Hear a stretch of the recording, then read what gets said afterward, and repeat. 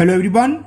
Today we will discuss compound interest chapter 11 class 8th RS Agarwal math. इससे पहले आप class 7th में आप लोगों ने सिंपल इंटरेस्ट पढ़ी हुई है। अगर किसी को सिंपल इंटरेस्ट करनी हो तो आजकल मैं सिंपल इंटरेस्ट की वीडियो अपलोड कर रहा हूँ। क्लास 7th भी है, चैप्टर 12 है ना। चैप्टर 12 करके देख लें RS अग्रवाल की में, उसमें सिंपल इंटरेस्ट है। अभी कल भी मैंने वीडियो डाली थी उसकी, वहाँ कर सकते हैं। देखो सिंपल इंटरेस्ट में क्या होता था कि हमने कोई सम बोरो लिया, हमने कोई प्रिंसिपल या कुछ अमाउंट उधार लिया, मान लो 1000 रुपये लिए, और 10% से हमें इंटरेस्ट देनी है पर एनम।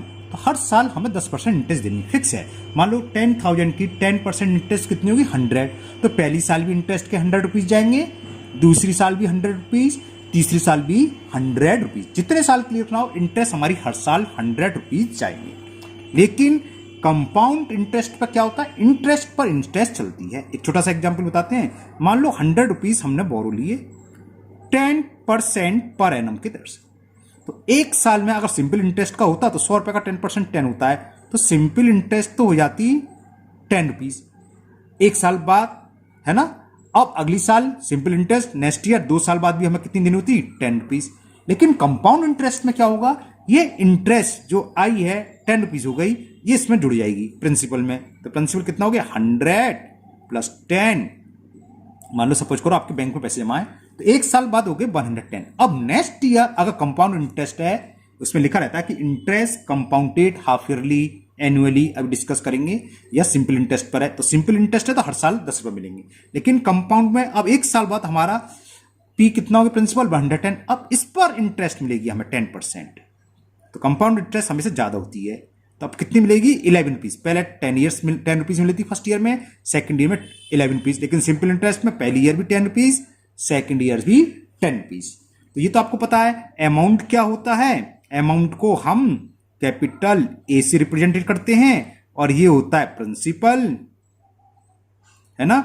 और प्रिंसिपल तो होता है, प्रिंसिपल को क्या पी, है ना, capital P plus simple interest अगर सिंपल इंटरेस्ट का है, और अगर कंपाउंड इंटरेस्ट का है तो कंपाउंड इंटरेस्ट को हम शॉर्ट में लिखते हैं CI, C for compound, I for interest. Okay, compound interest. तो अमाउंट इज इक्वल टू होगा P प्लस CI। तो प्रिंसिपल निकालना हो तो प्रिंसिपल क्या होता है, अमाउंट माइनस कंपाउंड इंटरेस्ट, या अगर कंपाउंड इंटरेस्ट फाइंड करना हो तो अमाउंट माइनस प्रिंसिपल। ये तीनों फॉर्मूले मैंने लिखे हैं कंपाउंड इंटरेस्ट के लिए।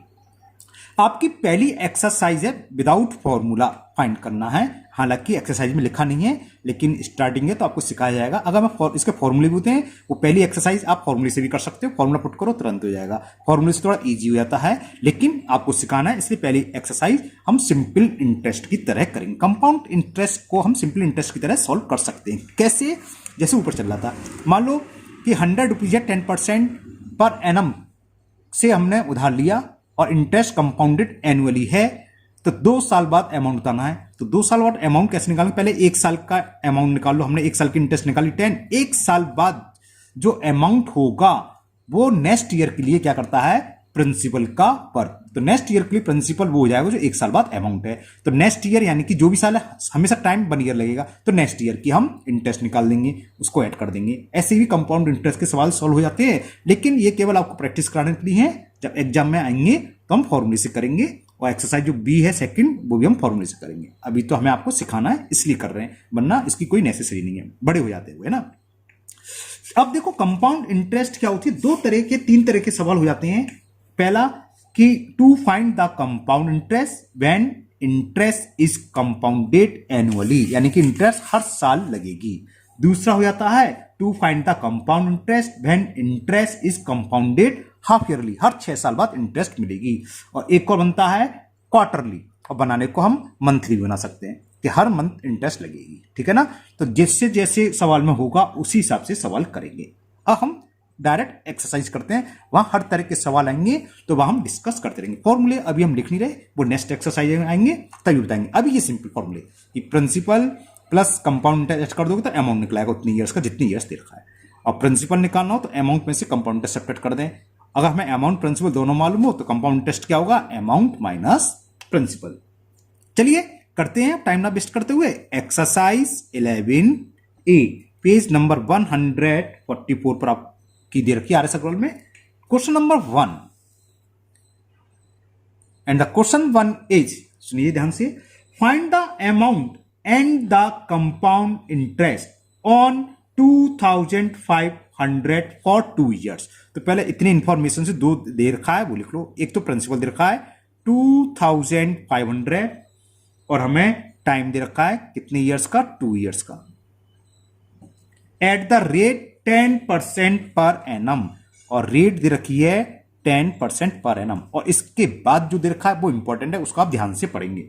वो दे रखा है कंपाउंडेड एनुअली, यानी कि इंटरेस्ट कंपाउंडेड एनुअली, तो हर साल का इंटरेस्ट निकालना। अगर होता हाफ ईयरली तो हर 6 month का इंटरेस्ट निकालते। ओके, अब हमने कोई फॉर्मूला तो बताया नहीं, तो अब इसको हम करेंगे। सिंपल इंटरेस्ट का एसआई कैसे होती है, 1 years की निकलती है, उसमें तो हम कितनी निकाल सकते हैं, 1 years की निकालोगे, 2 years की नहीं निकाल सकते।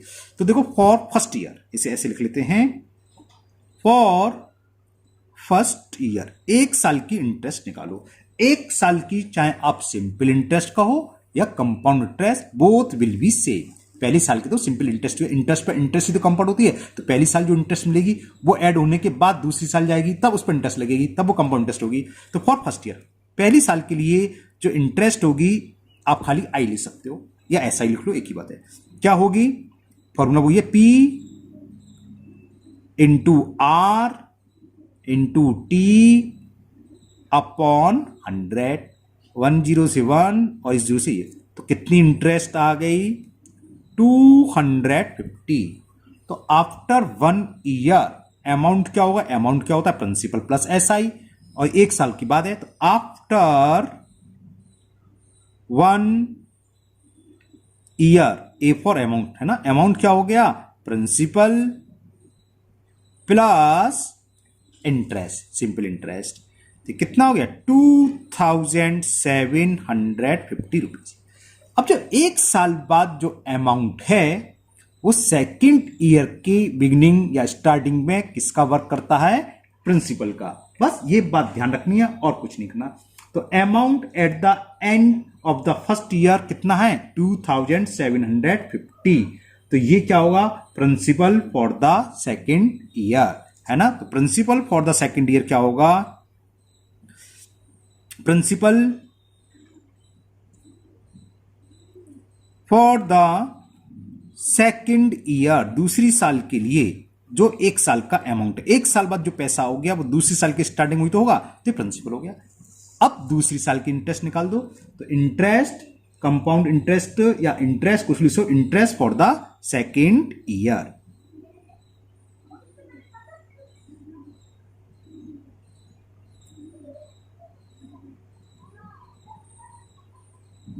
इंटरेस्ट का फॉर्मूला होगा P, अब प्रिंसिपल ये लगेगा P into R, rate of interest दे रखिए 10 इंटू टी हमेशा इस तरह से सवाल हमेशा बनाएगा, हर साल एक साल के लिए निकालते हैं, भले 3 साल का हो सवाल लंबा हो जाएगा, हर साल बन ही आएगा, ध्यान रखना टी हमेशा बन लगेगा इसमें, अपॉन 100, 0 से 0, 0 से 0। अब कितनी इंटरेस्ट आ गई, 275 रुपीज। तो आफ्टर 1 ईयर तो ये अमाउंट हुआ था, आफ्टर 2 ईयर अमाउंट क्या होगा, अब ये प्रिंसिपल है, इसमें ऐड कर दें ये, है ना। तो आफ्टर 2 years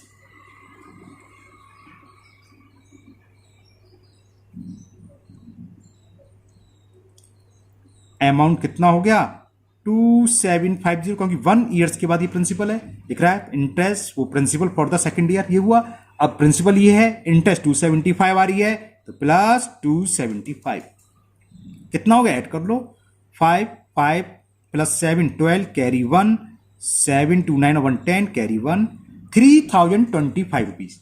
तो इसमें ही पूछा था कि फाइंड द अमाउंट, अमाउंट निकलाया, and the compound interest. Compound interest क्या होती है, कंपाउंड इंटरेस्ट होती है अमाउंट माइनस प्रिंसिपल। प्रिंसिपल कौन सा, स्टार्टिंग में जो प्रिंसिपल है, फाइनल कंपाउंड है, तो इसमें से, और अमाउंट कौन सा, जो लास्ट ईयर 2 ईयर्स के बाद है, जो फाइनल निकल के आया, तो इसमें से माइनस कर दो, 3025 माइनस 2500, कंपाउंड सीआई से मतलब कंपाउंड इंटरेस्ट, ये कंपाउंड इंटरेस्ट निकला, 25 तो 25 हो गया, 30 में से 25 सब्ट्रैक्ट करेंगे 525, तो इट इज द आंसर।